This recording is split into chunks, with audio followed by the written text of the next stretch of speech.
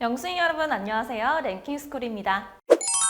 넘치는 장난기로 주변을 흐뭇한 미소를 짓게 만드는 귀여운 초등학생들. 하지만 이런 장난기를 주체하지 못해 결국 선 넘은 장난을 쳐버린 개념 없는 초등학생들도 있다고 하는데요. 심지어 14세 미만이라 보호법에 의해 처벌을 받지 않아 더욱 논란이 되고 있다고 합니다. 오늘은 무개념 초등학생들의 선 넘은 장난 탑3에 대해 알아볼게요. 3위, 허위 테러 협박. 지난 2017년 7월 6일 평화로운 롯데백화점 일산점 고객의 소리함에 무시무시한 엽서 한 통이 도착합니다. 바로 테러 협박 엽서였죠. 엽서에는 삐뚤빼뚤한 글씨로 2017년 7월 6일 테러를 할 것이다 라고 적혀 있었다고 하는데요. 엽서를 발견한 관계자는 바로 112에 신고했습니다. 글씨도 삐뚤빼뚤하고 별다른 내용이 적혀 있지 않아 아무리 봐도 장난 같아 보였지만 만일의 상황을 배제할 수 없었기 때문이었죠. 경찰은 백화점 측과 협력해 모든 직원과 고객을 대피시키고 출입을 통제했는데요. 그 후 경찰 특공대와 기동대가 투입되어 모든 건물을 샅샅이 뒤졌지만 폭발물의 흔적은 찾을 수가 없었다고 합니다. 범인을 찾기 위해 CCTV를 확보하고 돌려본 결과 놀랍게도 엽서를 넣은 범인은 초등학교 4학년생인 A군으로 밝혀졌습니다. A군은 장난으로 엽서를 썼다고 범행을 자백했다고 하죠. 경찰을 비롯한 각종 인력이 낭비되고 백화점은 막대한 손해를 입게 되었음에도 A군은 나이가 어리다는 이유로 아무런 처벌을 받지 않았다고 합니다. 몇 달 뒤 남양주의 한 아파트에서도 초등학생의 협박 전화 한 통이 경찰과 소방관 50여 명을 헛걸음하게 만들었지만 나이를 이유로 처벌을 받지 않아 논란이 되기도 했죠. 연락을 받은 집에서 부모님께 따끔하게 혼나긴 했겠지만 제대로 된 처벌을 받았다면 다시는 이런 장난을 칠 생각도 못했을 텐데 조금 아쉽긴 하네요. 2위, 민식이 놀이. 2019년 12월 공포된 일명 민식이법. 충남 아산 어린이 교통사고 사망 사건을 계기로 스쿨존의 아이들을 사고로부터 보호하기 위해 만들어진 법이죠. 말도 많고 탈도 많은 법이었지만 결국 시행된 이 법을 피하기 위해 어린이 보호구역에 진입하지 않는다든지 극단적으로 감속하다든지 하는 식의 예방법이 알려지기도 했는데요. 이러한 법의 허점을 초등학생들이 악용하는 중이라고 해 논란이 불거지고 있습니다.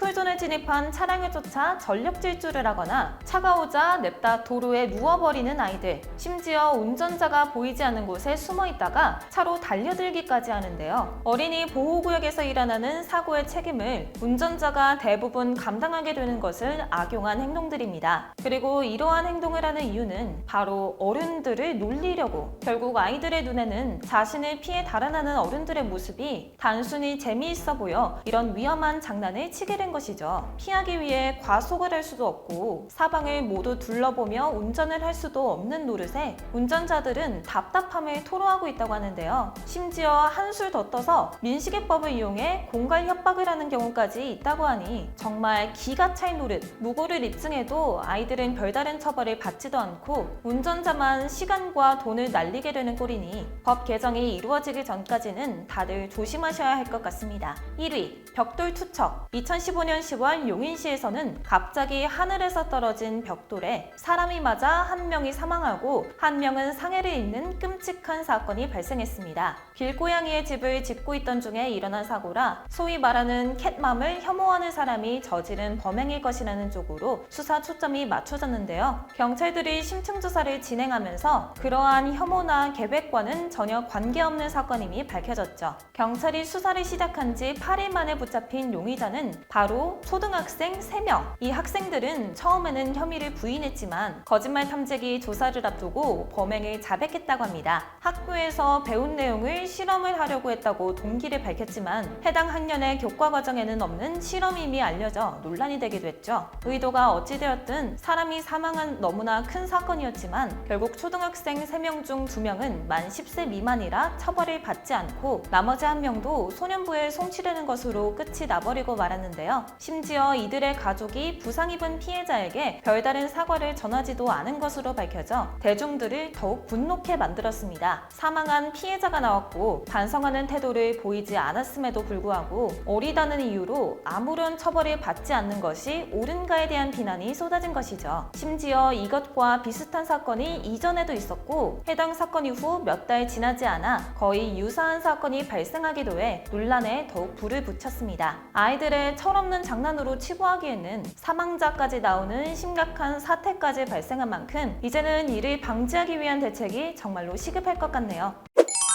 우리나라에서 만 14세 미만은 형사 미성년자로 분류되어 형법상 범죄가 성립하지 않는 일명 촉법소년에 해당하는데요. 이러한 자신의 신분을 내세워 뻔뻔하게 범죄 행위를 벌이는 경우가 점점 늘어나고 있습니다. 지금도 국민청원에는 해당 법 개정을 요구하는 목소리가 꾸준히 나오고 있다고 하죠. 하루빨리 이러한 무개념 미성년자들의 처벌이 정상적으로 이루어질 수 있으면 좋겠습니다. 지금까지 랭킹스쿨이었습니다. 감사합니다.